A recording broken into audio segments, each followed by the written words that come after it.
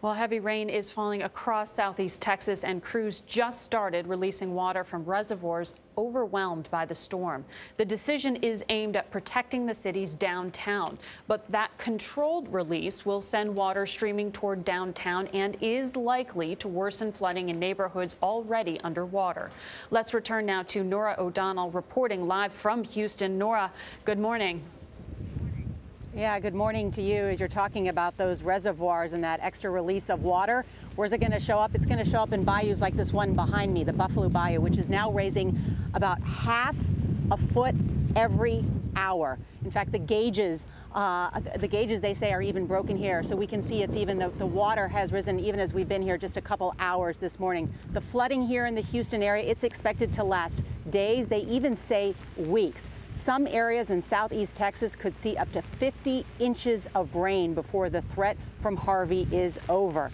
Now, at least 2 deaths are blamed on the storm. We don't know how many people are trapped in their homes by this high water. The flooding catastrophe is being called one of the worst disasters in Texas history. We should also note that Harvey is moving slowly over the Gulf Coast. The National Weather Service says peak flooding is expected Wednesday and Thursday. Think about that. It's going to get worse than it is now. DeMarco Morgan is in Dickinson, Texas, where he watched hundreds of people rescued from a bridge overlooking a flooded highway. DeMarco, good morning. Norah, good morning to you. Just heartbreaking. We're about 30 miles east from where you are and not too far from the Dickinson Bayou. But take a look behind me. The water's starting to recede, and it's doing so at a fast pace, but we are not in the clear just yet. You can now see the markers there actually in the streets. But you talked about the rescues. We saw nothing but boat traffic yesterday. In and out, rescue after rescue. From just above the highway, you could see the flooding's devastating toll. People were driving trucks, riding jet skis, and even paddling through the rising water to rescue others. Those without a ride waited along the interstate in neck-deep water. Early on, we saw 2 Coast Guard helicopters swoop in to help those stranded. One desperate family member posted this picture on social media, showing several elderly women trapped in a nursing home.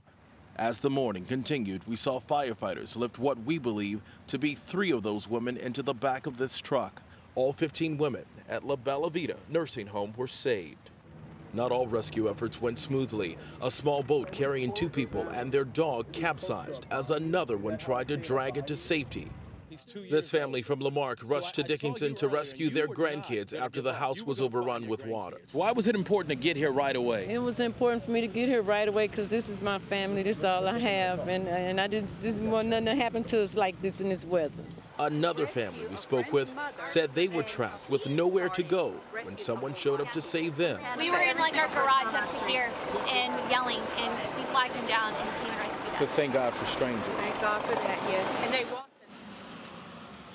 Yeah, that picture of the women at the nursing home, it just tugs at your heart, Norah. I'm not sure if you can see it, but there's a jet ski, about 2 of them out there. There's still rescues taking place right now as we speak. Many of the people who live in this area, we saw a couple earlier walking out because the waters are starting to recede, so they're trying to get to a much drier area. We have also learned that most of this location, this neighborhood right here, is filled with low-income and elderly residents, many that we got a chance to speak with, who said they had no place to go. They were bused to a nearby church. We'll send things back to you.